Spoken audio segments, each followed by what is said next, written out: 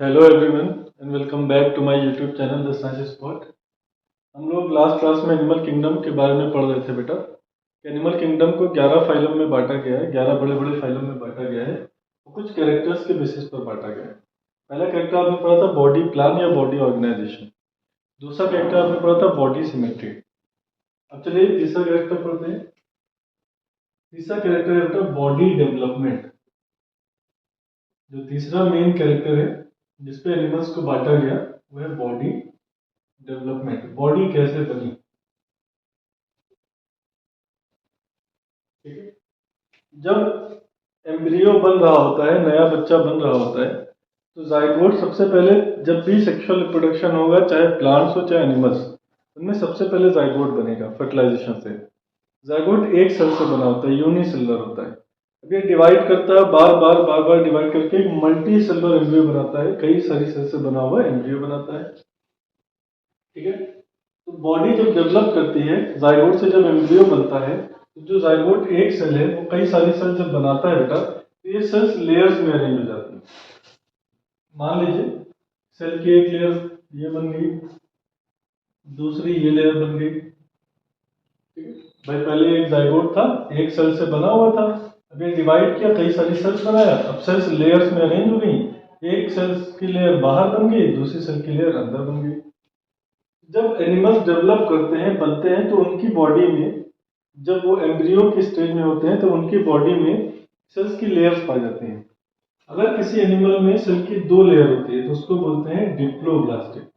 क्या बोलते हैं बेटा? डिप्लोब्लास्टिक। और अगर तीन लेयर्स होती हैं सेल्स की तब उसको बोलते हैं ट्रिप्लोब्लास्टिक। क्या बोलते हैं बेटा? ट्रिप्लोब्लास्टिक। डाई मतलब दो, ट्राई मतलब तीन। ब्लास्टिक नाम आया हुआ है ब्लास्टुला से। ब्लास्टुला एक स्टेज होती है एम्ब्रियो की। जब जाइगोट से एम्ब्रियो बन रहा होता है तो एक स्टेज होती है ब्लास्टुला, ये मदर की बॉडी से जाके अटैच भी करता है। तो ब्लास्टुला में अगर दो लेयर्स होंगी सेल्स की तो डिप्लोब्लास्टिक, अगर तीन लेयर होंगी सेल्स की तो ट्रिप्लोब्लास्टिक। ये जो सेल्स की लेयर होती है इनको बोलते हैं जर्म लेयर्स। सेल्स की लेयर्स को क्या बोलते हैं? Germ layers. जर्म का मतलब यहाँ पे कीड़े मकोड़े नहीं, बोले कीड़े मकोड़ों की लेयर। जर्म का मतलब यहाँ पे क्या है बेटा? Reproductive layer. क्या है? Reproductive layer. तो वो लेयर्स जो रिप्रोडक्शन में हेल्प कर रही हैं या नया बेबी बनाने में हेल्प कर रही है उनको बोलते हैं जर्म लेयर्स। अगर किसी एनिमल में दो जर्म लेयर है तो डिप्लोप्लास्टिक, और तीन जर्म लेयर है तो ट्रिप्लोप्लास्टिक। अब दो जर्म लेयर्स और तीन जर्म लेयर्स कौन कौन सी हैं? डिप्लोब्लास्टिक एनिमल्स की जो सेल्स होती हैं वो सिर्फ दो ही लेयर में अरेंज होती हैं, एक को बोलते हैं एक्टोडर्म और दूसरे को बोलते हैं बेटा एंडोडर्म। एक्टो मतलब बाहर, डर्मा मतलब स्किन। एंडो मतलब अंदर, डर्मा क्या होती है? स्किन की लेयर होती है। तो वो लेयर जो बाहर की तरफ है एक्टोडर्म, और जो अंदर की तरफ है उसको क्या बोलते हैं? एंडोडर्म। दो एनिमल जिसमें से दो ही सेल्स की लेयर होंगी, एक्टोडर्म एंडोडर्म, उनको क्या बोलते हैं? Diploblastic animal. और इनके एक्टोडर्म और एंडोडर्म के बीच में, एक्टोडर्म और एंडोडर्म के बीच में एक नॉन सेलुलर लेयर होती है, बिना सेल्स के बनी हुई लेयर होती है, उसको बोलते हैं मीजोग्लिया। क्या बोलते हैं बेटा? मीजोग्लिया। मतलब एक्टोडर्म सेल्स की लेयर होगी, एंडोडर्म सेल्स की लेयर होगी, लेकिन मीजोग्लिया सेल्स की लेयर नहीं होगी। ये किसका डायग्राम है? डिप्लोब्लास्टिक एनिमल की लेयर से। भाई जब ट्रिप्लोब्लास्टिक एनिमल्स की बात करते हैं तो उसके लिए डायग्राम देखेंगे। डिप्लोब्लास्टिक एनिमल में बाहर की तरफ एक्टोडर्म होगा, अंदर की तरफ एंडोडर्म होगा, जैसे कि डिप्लोब्लास्टिक में है बेटा।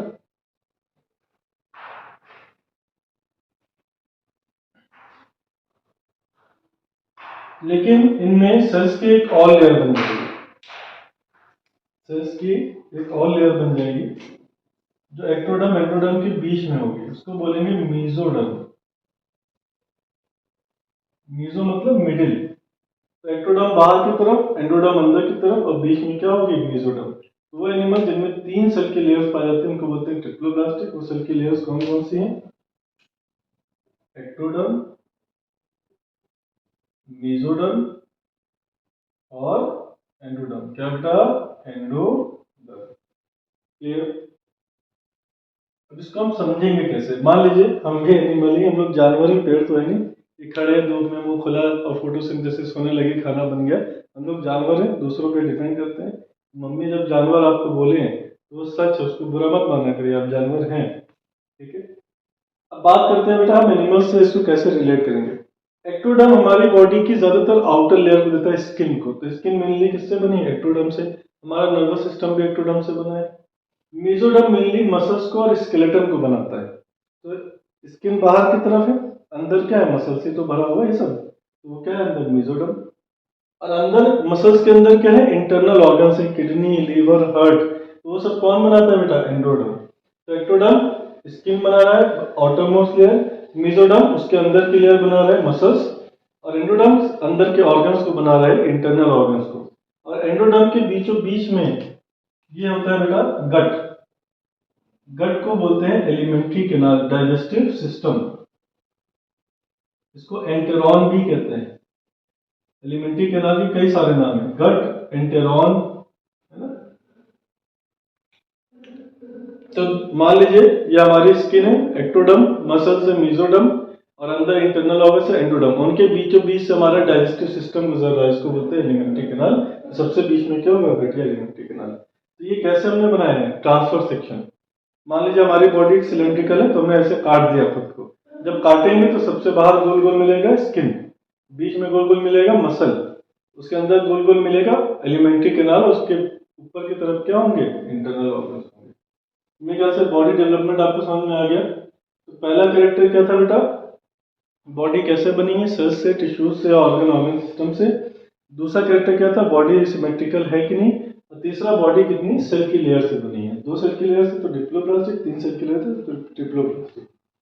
अब डिप्लोब्लास्टिक का एग्जांपल है बेटा पॉलीफेरा। कुछ बुक्स नहीं मानती हैं पॉलीफेरा को, नहीं तो नॉर्मली पॉलीफेरा भी इंक्लूड किया जाता है। सीलेंट्रेटा और टीनोफोरा, जो पहले के 3 फाइलम है, पॉलीफेरा, सीलेंट्रेटा और टीनोफोरा, ये कैसे हैं? डिप्लोब्लास्टिक। बचे हुए जो प्लेटीहेल्मिन्थीस से कॉर्डेट्स तक के फाइलम है, ये सब कैसे हैं? ट्रिप्लोब्लास्टिक है बेटा। कैसे हैं? ट्रिप्लोब्लास्टिक। ठीक है, चलिए अब अगला कैरेक्टर देखते हैं बेटा, बॉडी कैविटी। नेक्स्ट कैरेक्टर है क्लासिफिकेशन का, उसको बोलते हैं बॉडी कैविटी, या इसका दूसरा नाम होता है सीलोम। बॉडी कैविटी या सीलोम।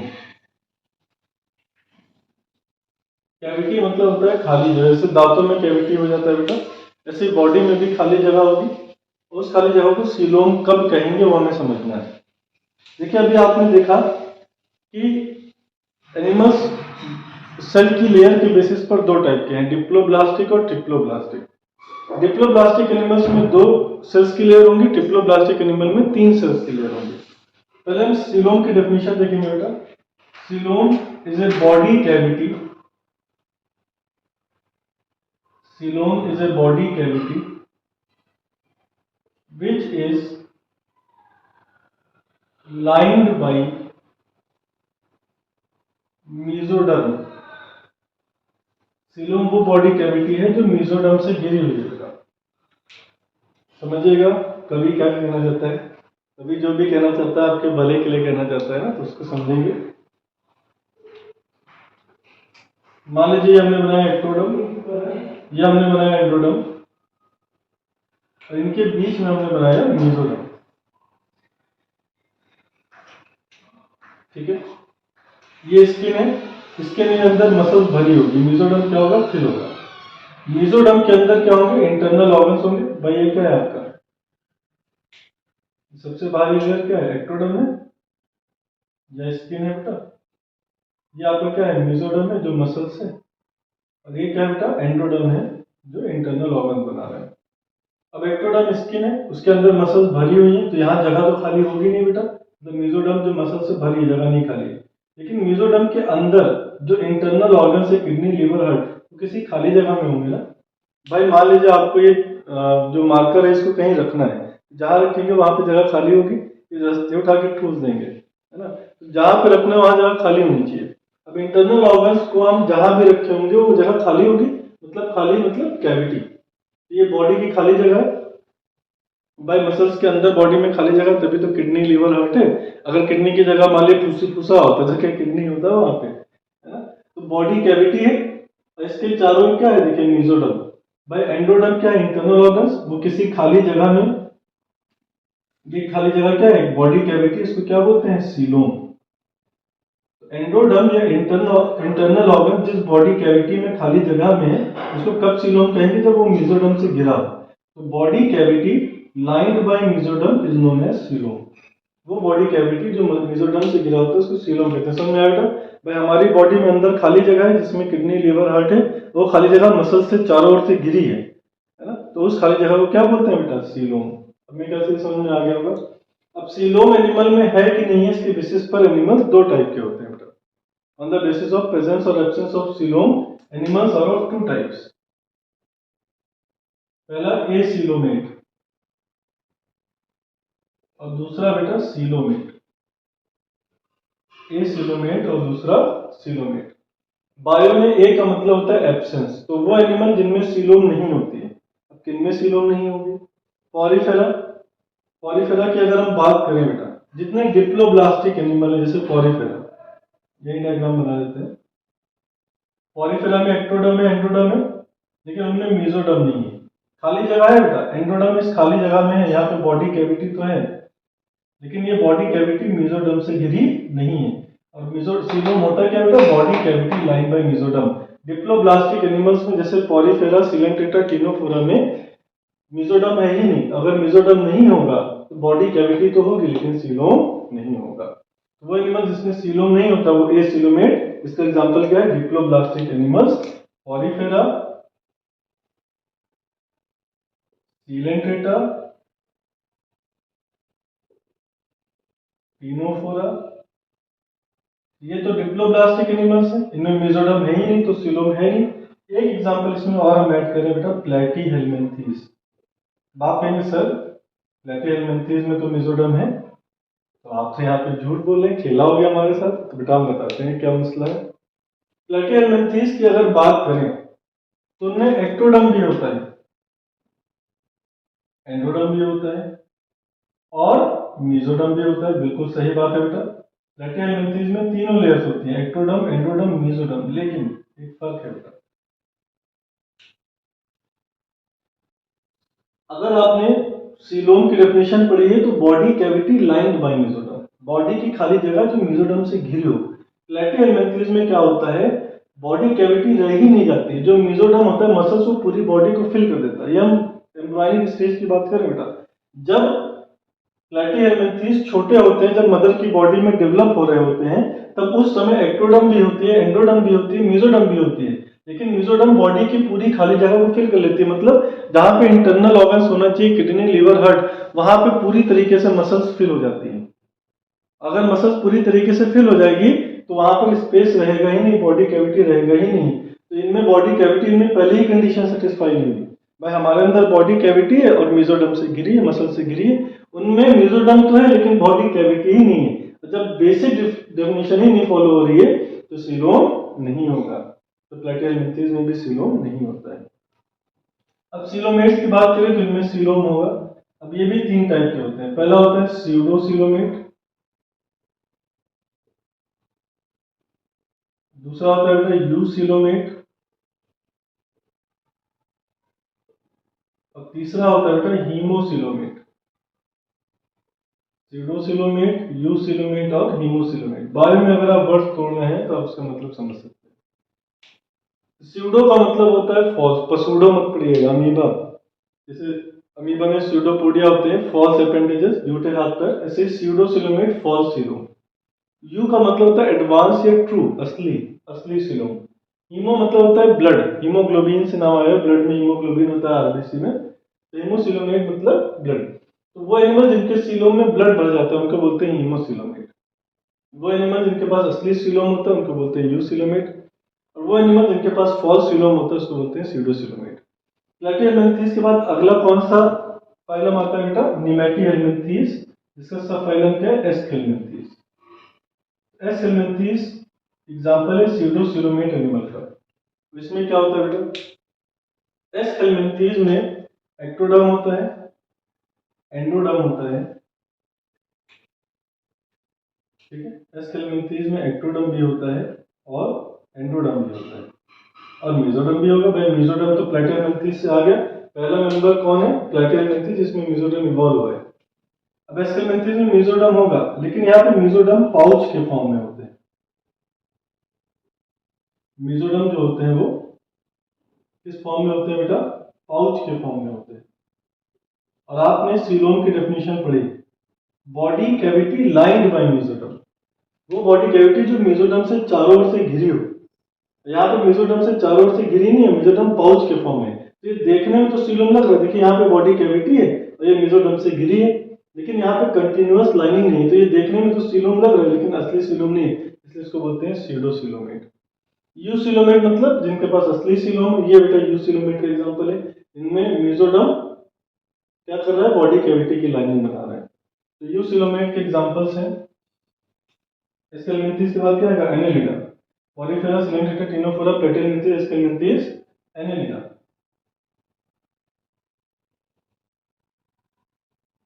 ठीक है। उसके बाद आता है आपका बेटा इकाइनोडर्मेटा,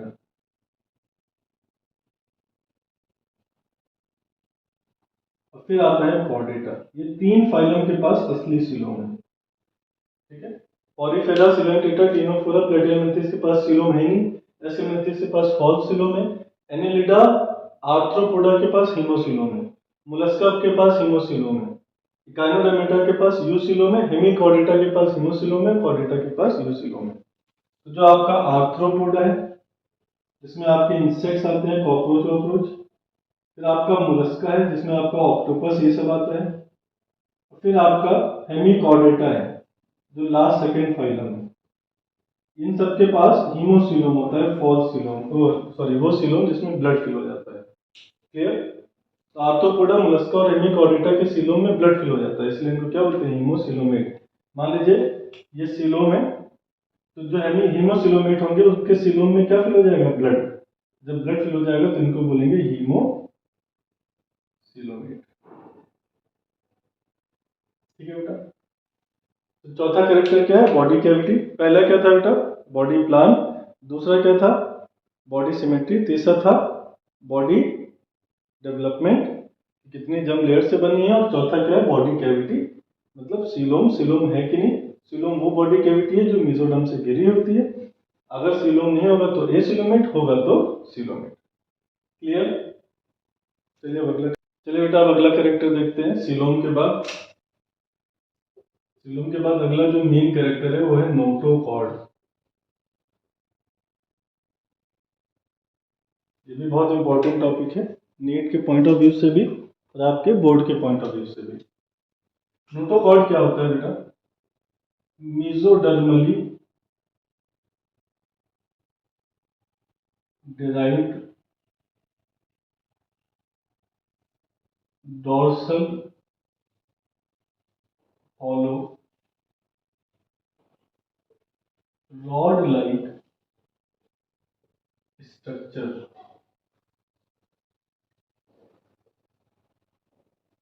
नोटोकॉर्ड मेसोडर्म से बना है। मेसोडर्म मतलब मसल से वाली लेयर से बना हुआ है, या आपको पता है 3 लेयर्स थी, एक्टोडर्म, मेसोडर्म, एंडोडर्म। तो मेसोडर्म से बना होता है। डॉर्सल मतलब बॉडी के पीछे होता है, जो आपका बॉडी का आगे का सरफेस है, जिधर माउथ होता है उसको वेंट्रल कहते हैं। किसी भी एनिमल में जिधर माउथ होता है उसको वेंट्रल सरफेस कहेंगे, और उसके अपोजिट को क्या बोलेंगे? Dorsal surface. हॉलो मतलब खोखला। जैसे मान लीजिए चॉक बॉक्स है बेटा, अगर भरा है तो सॉलिड, खाली है तो खोखला। रॉड आप जानते हैं, तो वो स्ट्रक्चर जो रॉड की तरह दिखता है, अंदर से खोखला होता है और बॉडी के डॉर्सल साइड पे पाया जाता है और मेसोडर्म से बना होता है, उसको क्या बोलते हैं? नोटोकॉर्ड।